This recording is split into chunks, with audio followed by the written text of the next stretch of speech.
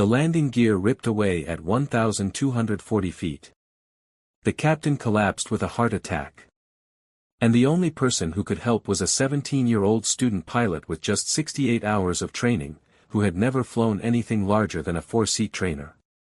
341 lives hung in the balance as Emma Rodriguez faced an impossible choice: stay silent in her seat, or walk into a cockpit where she had no business being.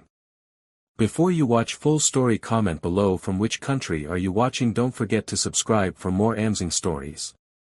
The departure board at Boston Logan International Airport's Terminal E flickered with the usual morning chaos: delayed flights to Dublin, on-time departures to Paris, the steady rhythm of transatlantic aviation that connects continents every day.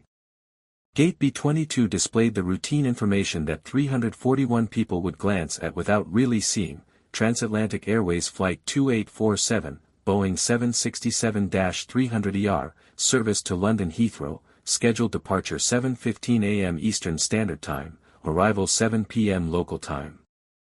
Just another Tuesday morning crossing, one of thousands that would trace paths across the Atlantic that day. Captain Michael Harrison sat in the left seat of the 767's cockpit, methodically working through the pre-flight checklist with the practiced efficiency of someone who'd done this exact routine 11,847 times over 31 years. At 58, his gray hair and reading glasses gave him the reassuring appearance passengers expected from their captain: experienced, unflappable, the kind of pilot who'd seen everything and remained calm through all of it. Beside him, First Officer Jennifer Martinez completed her portion of the checklist, her 8 years of airline experience making her movements precise and confident. They were a good crew, professionals who'd flown together enough times to develop the easy rhythm that makes cockpit operations smooth. Pre-flight complete, Martinez reported, her eyes scanning the primary flight display. All systems normal. Fuel load 167,380 pounds, flight plan filed and accepted. Weather at Heathrow looking good, few clouds at 2,500, visibility 10 miles. Harrison nodded, keying his radio. Ground, Transatlantic 2847, Gate B-22, ready for pushback clearance. Behind them, beyond the reinforced cockpit door installed after September 11 changed aviation forever, the twin-aisle cabin of the Boeing 767-300ER filled with the familiar choreography of boarding. Flight attendants greeted passengers with practiced smiles, helping families stow overhead luggage, directing business travelers to their seats, performing the thousand small tasks that make commercial aviation function. Sarah Chen, the senior flight attendant with 16 years at Transatlantic, mentally noted the passenger manifest as people flowed past: 319 passengers total, ranging from a 6-month-old infant in 12D to an 84-year-old woman in 4A, plus the 22 crew members who would care for them during the 6-hour 45-minute crossing. In seat 27F, window side on the right side of the aircraft, 17-year-old Emma Rodriguez adjusted her worn Skyhawk Flight Academy jacket and tucked her backpack under the seat in front of her. The jacket's patches told the story of her aviation obsession: first solo flight, ground school completion, radio communication certification, each small achievement representing countless hours of study and training at the small airport near her home in Newton, Massachusetts. Her dog-eared copy of the Pilot's Handbook of Aeronautical Knowledge sat on her lap, open to the chapter on flight instruments that she'd been reviewing during the taxi from the parking structure. Interested in flying? The flight attendant's voice was friendly as she leaned down, noticing the aviation jacket while distributing pre-departure orange juice. Emma's face lit up with the enthusiasm only a 17-year-old pursuing her passion could muster.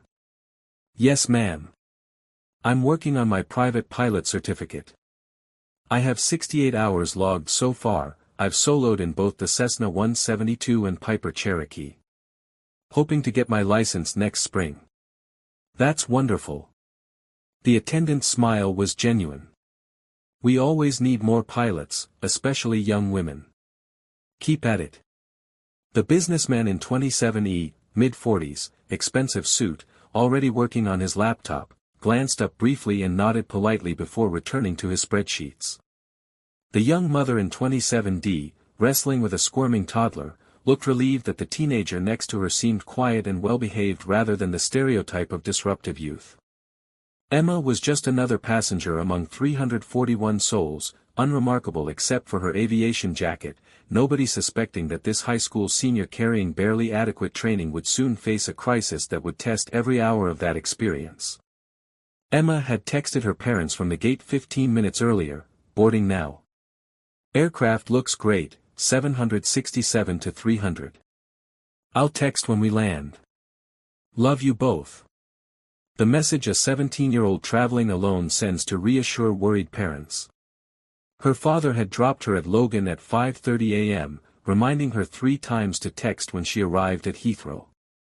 Her mother had hugged her too long, worried about her daughter flying internationally alone despite Emma's protests that 17 was plenty old enough. This trip to visit her grandmother in London was a reward for maintaining straight A's while juggling school, flight training on weekends, and the part-time job at the Aviation Museum that helped pay for lessons. She'd posted a photo of the aircraft from the gate to her Instagram 40 minutes ago, the massive Boeing 767 gleaming in the early morning light, caption reading, "One day I'll be flying these instead of sitting in the back." Airplane, already collecting likes from her classmates who thought her pilot dreams were cool in an abstract way but couldn't really understand the obsession that made her spend every Saturday at the airport, practicing touch-and-goes until her arms ached from controlling the yoke. Throughout the cabin, 341 people settled into their routines. Business travelers opened laptops, already working before takeoff. Families organized snacks and entertainment for children. Students heading to study abroad programs chatted nervously about their upcoming adventures. A honeymooning couple in 19A and 19B held hands, beginning their European adventure. Retired teachers in 31C and 31D planned their London itinerary. The fabric of humanity that commercial aviation carries daily, people with plans, dreams, families waiting for them, lives that would continue normally because they trusted the expertise of the crew and the safety of modern aviation. Sarah Chen and her flight attendants performed the safety demonstration that passengers ignored or barely watched, pointing out exits, demonstrating oxygen masks, explaining flotation devices with the knowledge that the 767-300ER could glide for nearly 100 miles if both engines failed over the Atlantic. The routine was so familiar, so mundane, that nobody really considered the emergencies being described. Commercial aviation's safety record had made flying feel boringly safe, the statistics showing you were more likely to die driving to the airport than flying across the ocean. At exactly 7:15 a.m., transatlantic flight 2847 pushed back from gate B-22. Captain Harrison's voice came over the intercom with the standard greeting, welcoming passengers, announcing flight time, noting weather conditions, his tone professionally warm, giving no hint of the catastrophic failure that would strike his aircraft 16 minutes later. Emma listened with the attention student pilots give to airline operations, mentally comparing the captain's procedures to what she'd learned in ground school, imagining herself someday sitting in that left seat commanding a wide-body jet instead of practicing in beat-up trainers. The 767 taxied toward runway 27, Logan's primary departure runway pointing west-southwest. Harrison and Martinez communicated with ground control using the precise phraseology Emma had practiced hundreds of times: ground, transatlantic 2847, taxi runway 27, each transmission following protocols developed over decades to ensure clarity. Emma watched through her window as the aircraft moved through the complex geography of Logan's taxiways, the airport built partially on filled land extending into Boston Harbor, runways and terminals squeezed into limited space by geography and the nearby city. Passengers barely noticed the taxi. The businessman in 27E typed emails. The mother in 27D negotiated with her toddler about keeping the seatbelt fastened. A teenager across the aisle had earbuds in, already dozing. The mundane normalcy of commercial flight, 341 people trusting their lives to systems and procedures they didn't understand, confident that modern aviation's remarkable safety record would protect them just as it protected the billions of passengers who flew annually without incident. At 7:31 a.m., transatlantic flight 2847 lined up on runway 27. Martinez advanced the throttles, the two Pratt & Whitney PW4000 turbofan engines spooling up to takeoff power, each producing 63,300 pounds of thrust, the the sound reaching Emma through the cabin insulation as a deep rumble that made her smile with the excitement flying always generated. The 767 accelerated down the runway's 10,081 feet of concrete, pressing passengers back in their seats with the familiar sensation of takeoff acceleration. V1, Martinez called out at 152 knots, the speed beyond which takeoff could not be safely aborted. Rotate, Harrison responded at 162 knots, pulling back on the yoke to lift the nose. The Boeing 767-300ER, weighing 387,000 pounds fully loaded with fuel, passengers, cargo, and crew, lifted smoothly from runway 27 at 7:31 and 14 seconds a.m., beginning its climb over Boston Harbor toward the Atlantic Ocean and a 6-hour 45-minute crossing to London Heathrow. Emma pressed her face to the window, watching the city fall away below, the harbor, the islands, the neighborhoods of East Boston passing underneath as they climbed. She mentally reviewed takeoff procedures, silently critiquing the professionals up front with the confidence of a student who's memorized the textbook but hasn't faced real complexity. The aircraft climbed through 800 feet. Then 1,000 feet. Then 1,200 feet. 43 seconds after liftoff, climbing through 1,240 feet above mean sea level at 187 knots indicated airspeed, disaster struck with violence that shattered the mundane routine. Emma saw it happen because she was looking out the window at exactly the wrong, or exactly the right, moment. The entire main landing gear assembly, the massive wheel and strut mechanism that weighed over 2,800 pounds and allowed the Boeing 767 to land safely, suddenly and catastrophically separated from the fuselage.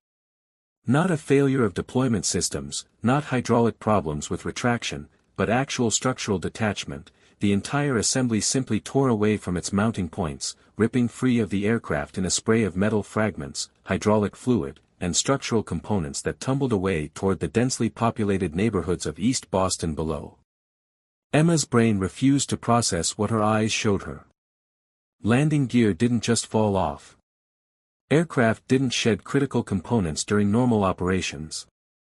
This was impossible, couldn't be happening, violated every assumption of aviation safety that made commercial flight the safest form of transportation ever developed. But her window showed undeniable reality. The wheels and struts that should have been retracting into the fuselage were instead falling away, tumbling end over end, getting smaller as they dropped toward houses and schools and streets where people lived normal lives unaware that 2,800 pounds of aircraft debris was plummeting toward them. Oh my God, the wheels just fell off. The businessman in 27E was screaming, his laptop forgotten, his face pressed to the window in horror. The landing gear just fell off the plane.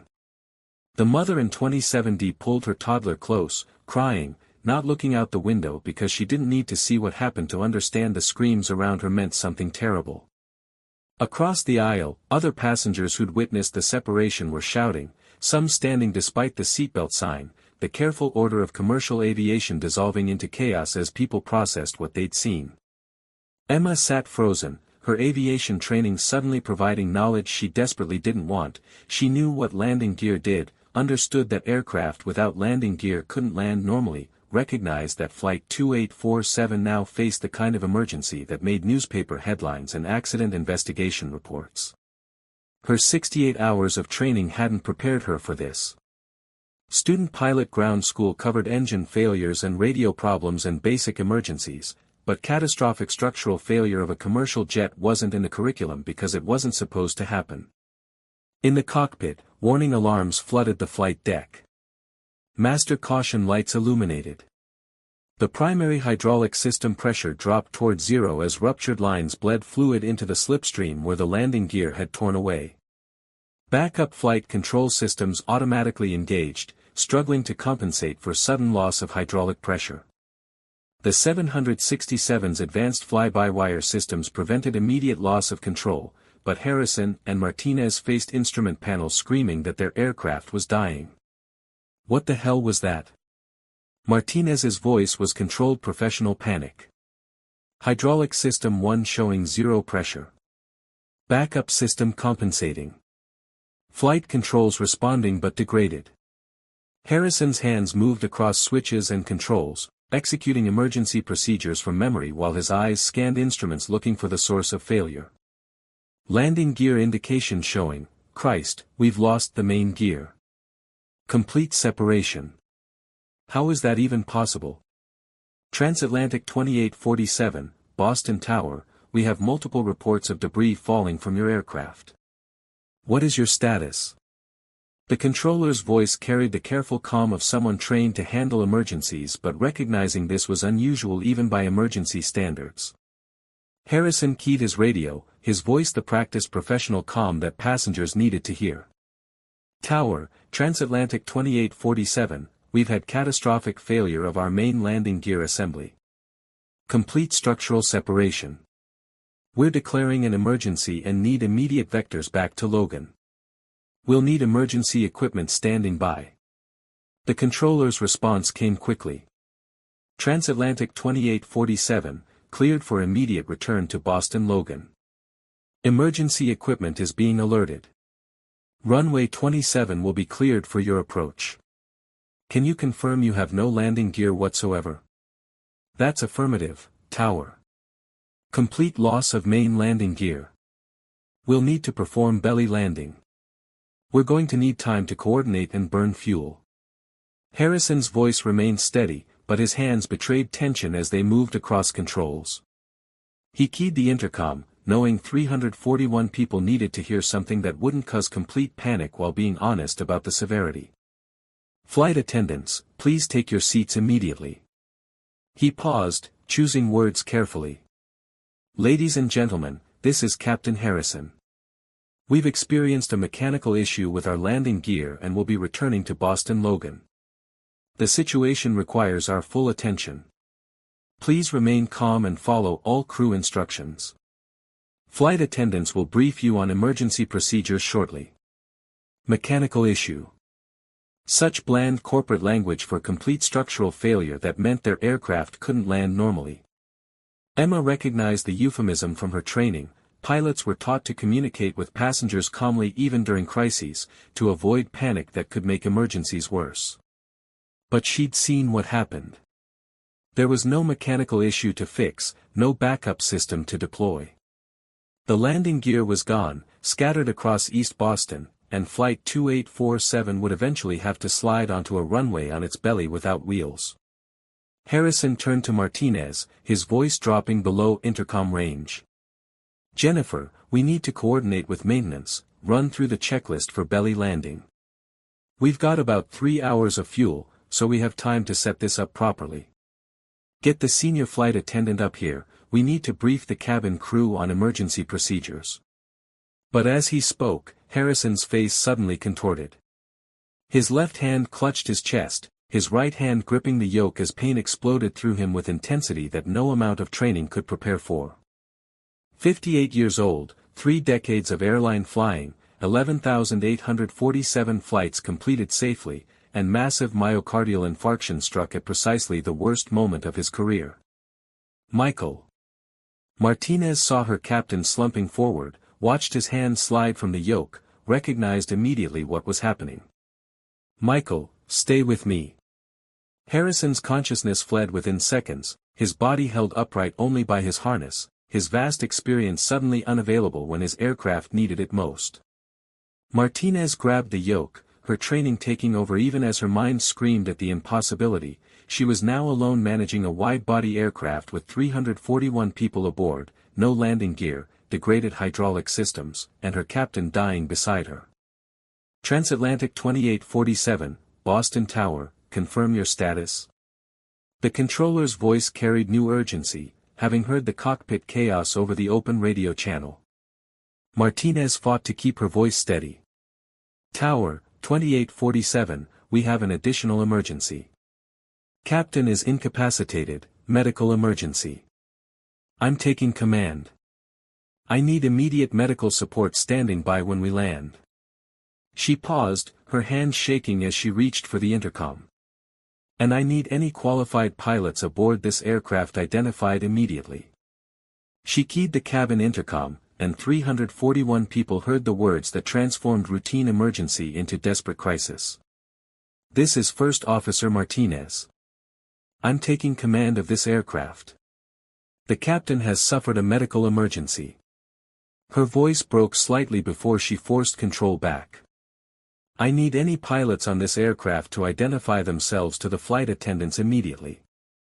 Any airline pilots, military pilots, any qualified pilots. This is extremely urgent. Please identify yourselves now. In seat 27F, Emma Rodriguez felt her world narrow to pinpoint focus. The cabin erupted in fresh panic around her, passengers crying, some screaming, others praying. The businessman in 27E was breathing rapidly, possibly hyperventilating. The mother in 27D rocked her toddler, whispering reassurances she clearly didn't believe. And Emma sat frozen, her Skyhawk Flight Academy jacket suddenly feeling like a costume, her 68 hours of training seeming pathetically inadequate for what she'd just heard. She wasn't a pilot. Not really. She was a student who'd practiced touch and goes in perfect weather, who'd learned basic procedures in forgiving trainers, who'd passed ground school tests but had never faced anything approaching real emergency.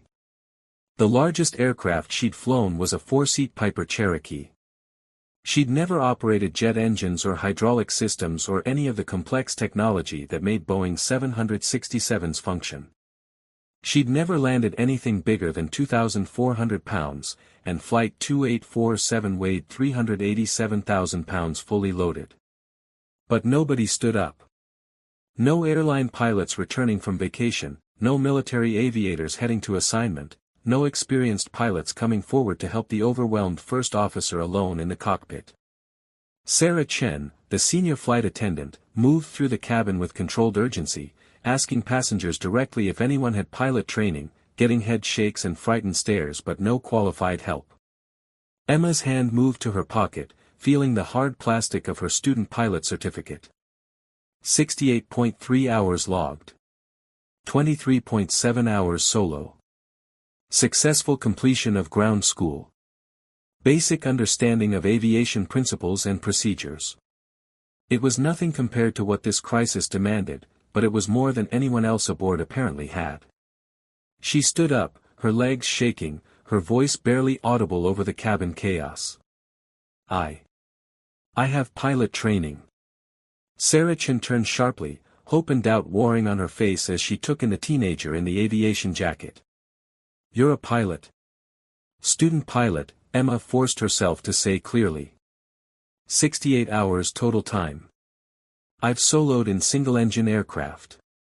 I'm not qualified for this, but I'm the only one with any training. Chen's professional training took over, recognizing that inadequate help was better than no help. Come with me now. Emma followed Chen forward through the cabin, aware of 341 pairs of eyes tracking her progress, passengers recognizing that this teenager was apparently the only person aboard with aviation training, their lives potentially depending on a 17-year-old who'd never flown anything that required 2 engines. The businessman in 27E grabbed her arm as she passed. You can do this, he said with desperate certainty. You can save us. Emma wanted to tell him she couldn't, wanted to explain how inadequate her training was, wanted someone qualified to appear and take this impossible responsibility. But she just nodded and kept moving toward the cockpit, toward the reinforced door that separated passengers from pilots, toward the crisis that she had no business trying to help resolve. Chen used her code to unlock the cockpit door, revealing the cramped flight deck that Emma had only seen in textbooks and training videos. Captain Harrison slumped in the left seat, unconscious, his breathing labored and irregular. First Officer Martinez sat in the right seat, her hands moving constantly across controls, her eyes scanning instruments, managing the wounded aircraft alone while dealing with her captain's collapse. Martinez turned as they entered, her face showing relief and disappointment simultaneously. She'd hoped for an airline captain or military pilot, and instead got a teenager in a flight school jacket. You're a pilot. Student pilot, Emma repeated, her voice steadier than she felt. 68 hours total time, 23 solo. Cessna 172 and Piper Cherokee. I've never flown anything like this, but I know basic procedures and systems. Martinez made a decision in milliseconds, inadequate help was infinitely better than trying to manage alone. I need you in the jump seat behind me. Don't touch anything unless I tell you. Right now I just need another pair of eyes on instruments while I coordinate with the tower and try to help Michael. She gestured toward Harrison. Can you monitor airspeed, altitude, and heading? Call out if anything changes significantly. Emma moved to the jump seat, her training taking over despite her terror. The cockpit was overwhelming, dozens of instruments and controls, far more complex than the simple panels in her trainers. But the basic six-pack of primary flight instruments was similar enough to what she knew. Airspeed indicator, attitude indicator, altimeter, turn coordinator, heading indicator, vertical speed indicator. She'd monitored these hundreds of times. 2,300 feet, Emma reported, her voice automatic. Climbing at 800 feet per minute. Airspeed 195 knots. Heading 270. Good, Martinez acknowledged. Keep monitoring. I'm going to try to help Michael while we figure out our approach. She reached for the first aid kit, her hands shaking slightly as she prepared to deal with her captain's medical emergency while simultaneously managing their aircraft crisis. Emma forced herself to focus on instruments, calling out changes as Martinez worked on Harrison, administering oxygen, preparing the automated external defibrillator while also coordinating with Boston Tower on emergency procedures. The first officer was doing 3 jobs simultaneously, flying the aircraft, treating her captain, and planning an emergency landing that neither had ever performed for real. Transatlantic 2847, Boston Tower, we have emergency equipment positioned. Recommend you maintain holding pattern while you coordinate procedures. Weather remains clear, winds light and variable. Runway 27 is yours when you're ready. Martinez keyed her radio. Tower, 2847, we need time to prepare. I'm going to need detailed guidance on belly landing procedures for maintenance and emergency operations. Also need medical consultation on my captain's condition. Her voice remained professional despite impossible pressure. Over the next 40 minutes, as Flight 2847 circled Boston at 5,000 feet, a crisis coordination unfolded that involved dozens of people trying to save 341 lives. Transatlantic maintenance specialists in Atlanta consulted engineering manuals on belly landing procedures for 767s, procedures that were theoretical because commercial jets almost never completely lost their landing gear. FAA officials coordinated with Boston Tower on emergency response. Medical consultants advised Martinez on keeping Harrison alive via radio. Foam trucks positioned at Logan, ready to spray fire-suppressing foam on the runway. News helicopters appeared, filming the circling 767, broadcasting the unfolding drama to millions. And in the cockpit, Emma Rodriguez monitored instruments with focus that blocked out her terror, calling out readings, learning the 767 systems through desperate immersion, gradually becoming useful to Martinez as the first officer recognized that this teenager, despite her minimal experience, understood aviation principles and could follow instructions precisely.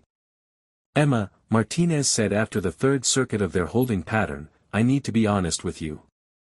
I've practiced go-arounds and rejected takeoffs, but I've never actually performed a belly landing. None of us have, it's not something that happens. I need you to help me think through this. Emma felt unqualified terror surge again. The first officer was asking her for help, acknowledging uncertainty, treating her as a resource rather than just an observer. What do we know about belly landings? She asked, forcing her mind to work through fear. Martinez gestured at the procedures manual open on her lap. We come in at minimum safe speed, nose slightly high to keep engines from striking runway first. We want to touch down on the centerline, keep wings absolutely level because any banking will destroy the aircraft. Once we're down, fuel shut off immediately to prevent fire. Emergency slides will deploy automatically when doors are opened. What about the passengers? Emma asked. Shouldn't they be in brace position? They will be, Martinez confirmed. Flight attendants are briefing them now on emergency procedures. Heads down, arms crossed, feet flat. They're moving everyone away from the rear where the tail might strike. Positioning passengers over the wings where the fuselage is strongest. She paused. Emma, I have to tell you, there's a real chance this doesn't work. Belly landings are survivable, but they're also incredibly dangerous. If we lose directional control, if a wing touches, if the fuselage breaks apart. We'll make it work, Emma interrupted with confidence she didn't feel. You're an experienced first officer. You've landed this aircraft hundreds of times.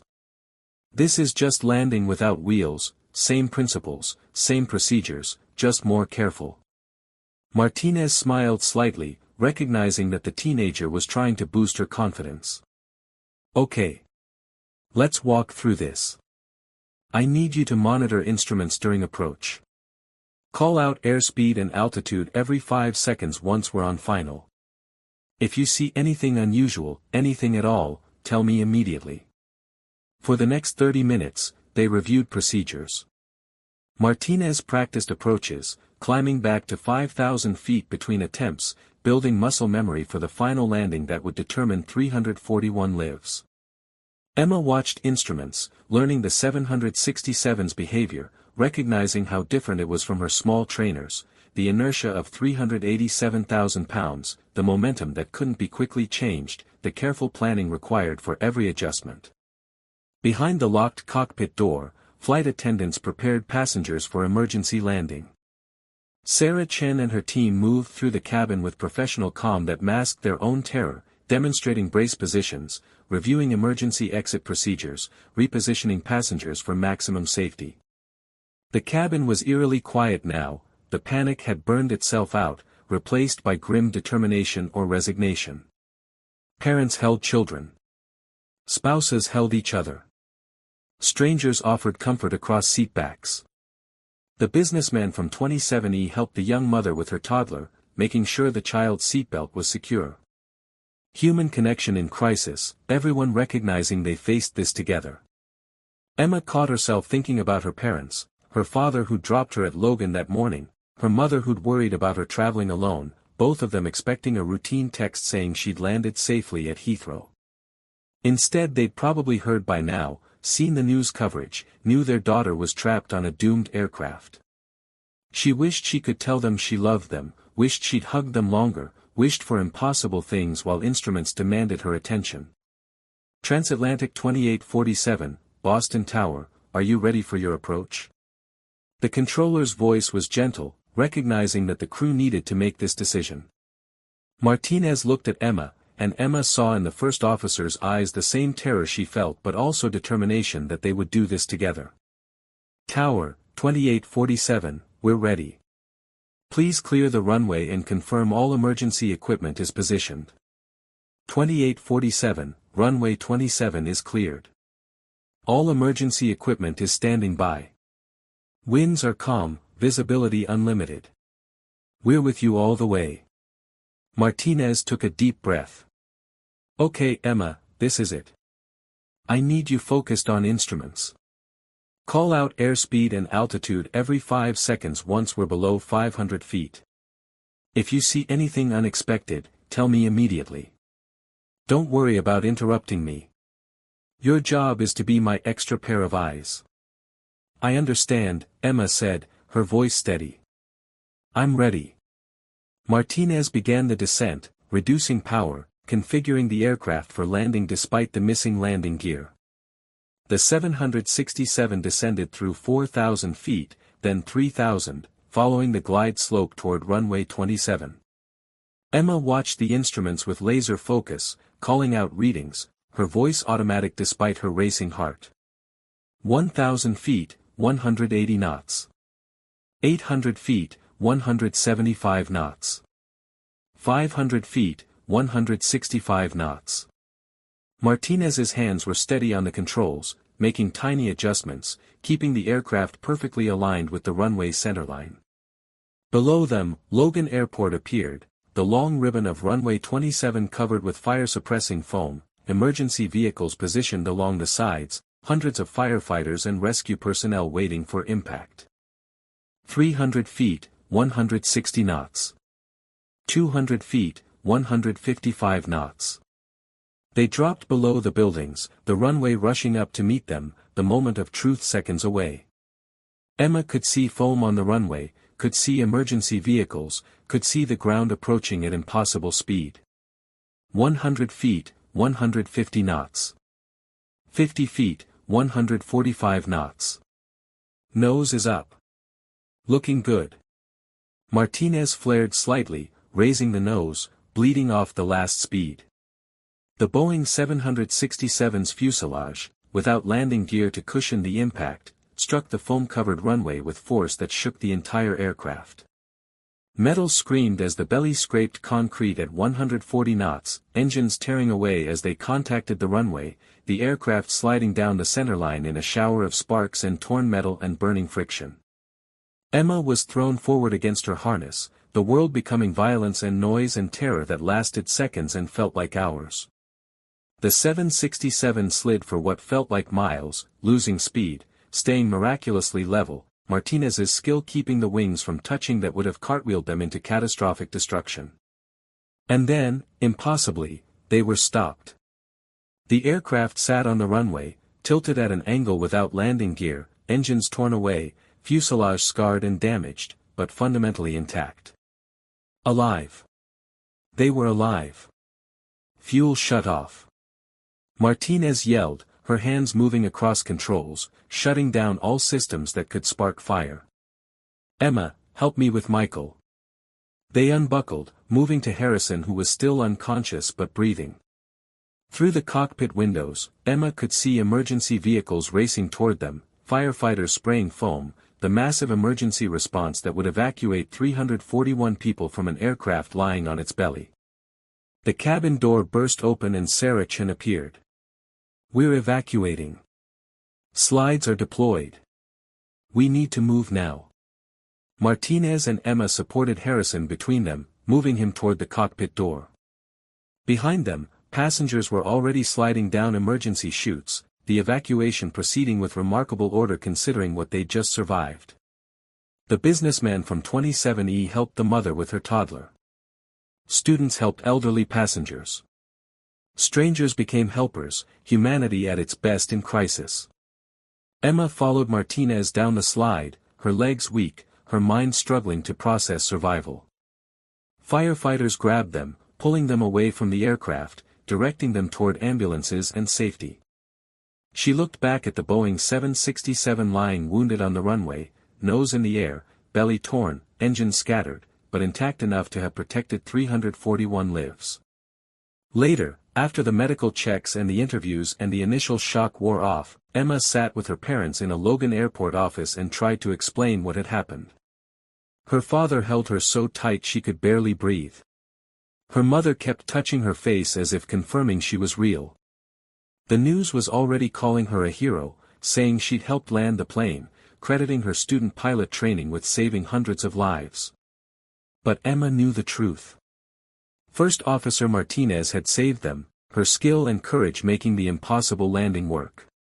The flight attendants had saved them, keeping 341 people calm and organized through impossible crisis. The emergency responders had saved them, positioning equipment and foam that prevented fire. And the Boeing 767's remarkable engineering had saved them, structural integrity holding together despite catastrophic damage. Emma had just watched instruments and called out numbers.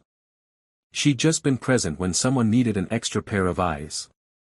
She'd been a student pilot with minimal training who happened to be in the right place when crisis demanded any help was better than no help.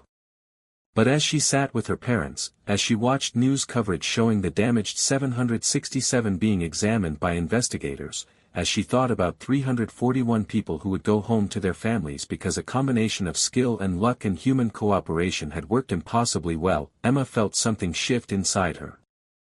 She was going to finish her pilot training. She was going to get her private license, then her commercial license, then her airline transport pilot rating. She was going to sit in the left seat of a Boeing someday, not as a student observing but as a qualified captain responsible for hundreds of lives. Because she'd learned in the most terrifying way possible that aviation wasn't about perfection, it was about people working together when everything went wrong, using whatever skills they had, refusing to give up even when odds seemed impossible. Flight 2847 had departed Boston Logan as a routine transatlantic crossing. It had ended as an emergency that should have killed everyone aboard.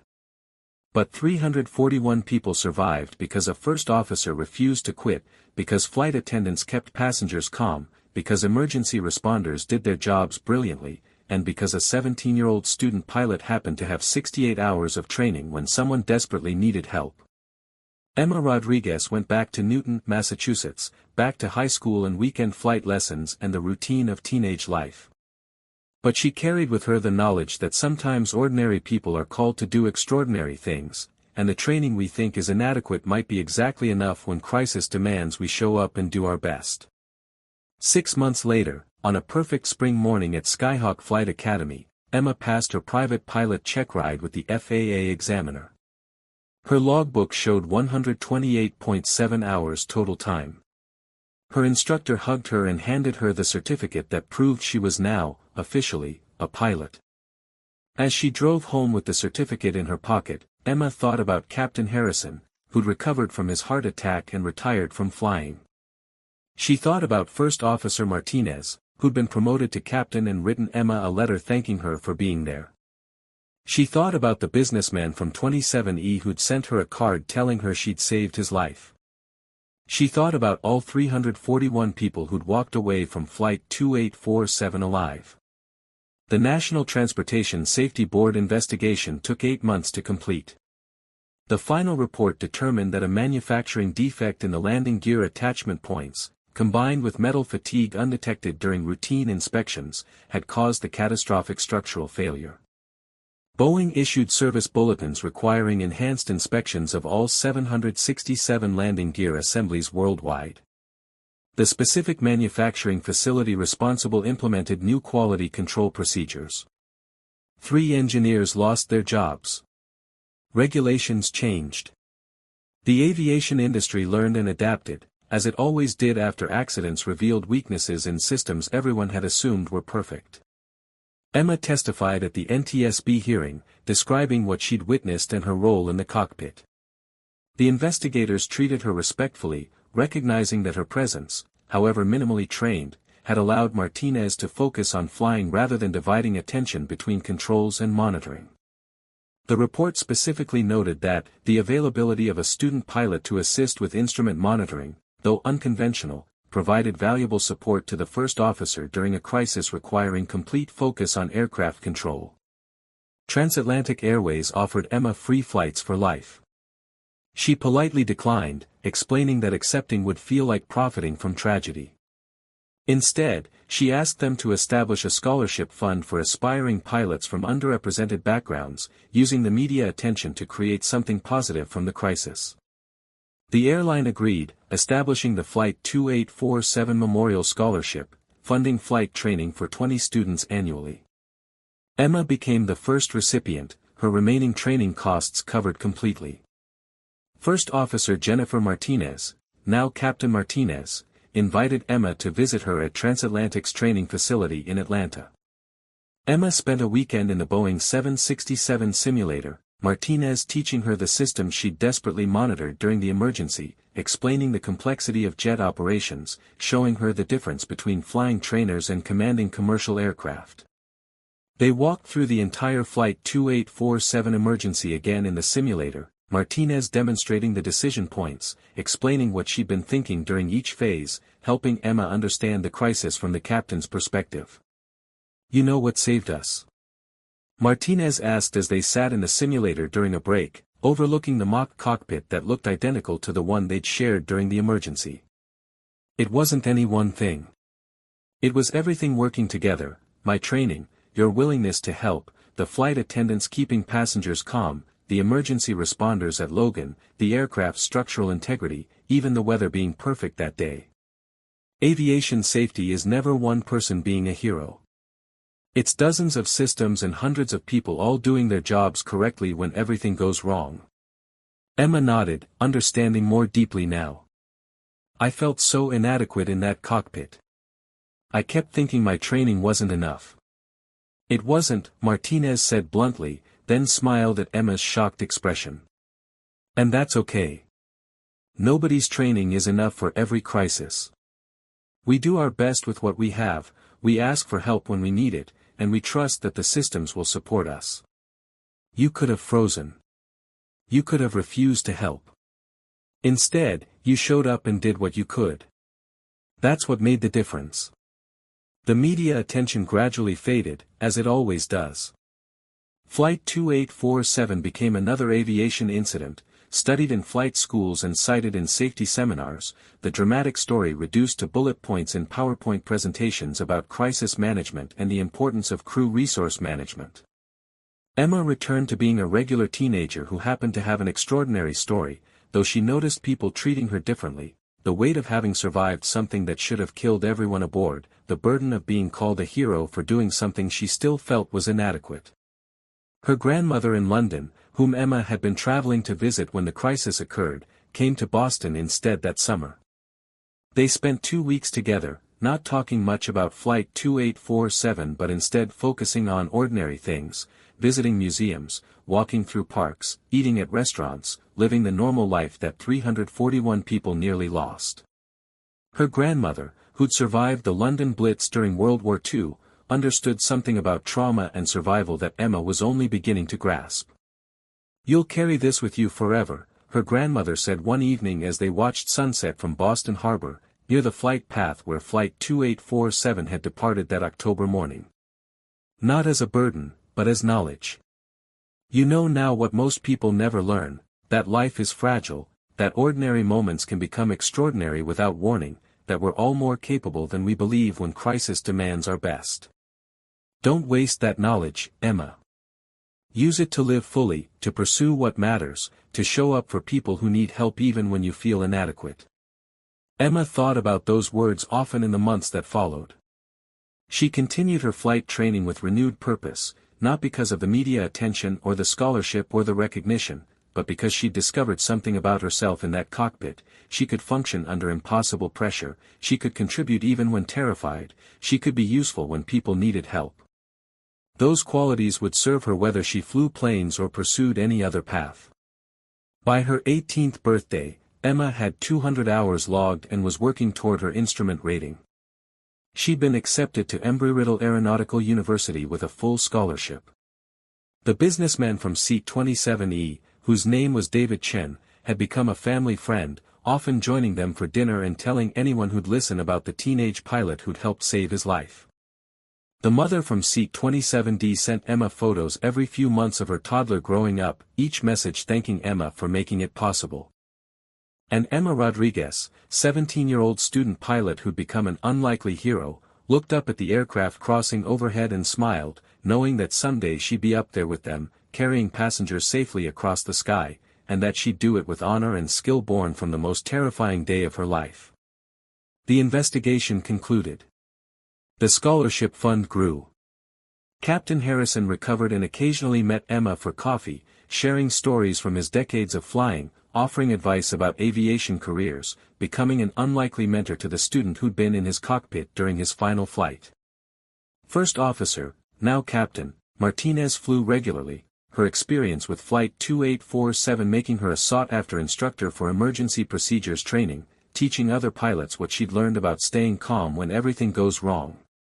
Flight 2847 never flew again. The damaged Boeing 767 was deemed beyond economic repair, its registration cancelled, its parts salvaged for other aircraft. But 341 people went home that day, returned to their families, continued their lives, all because systems worked and people showed up in a combination of training, courage, and luck aligned in exactly the right way at exactly the right moment. The sky was waiting. And Emma was ready, carrying with her the knowledge that heroes aren't people who feel adequate, they're people who show up anyway, who do what they can with what they have, who refuse to quit even when the odds seem impossible. She was going to be a captain someday. And when she sat in that left seat, commanding a wide-body jet with hundreds of lives depending on her decisions, she'd remember the terrifying morning when she was just a student with inadequate training who showed up and helped anyway. Because that's what pilots do. That's what heroes do. They show up.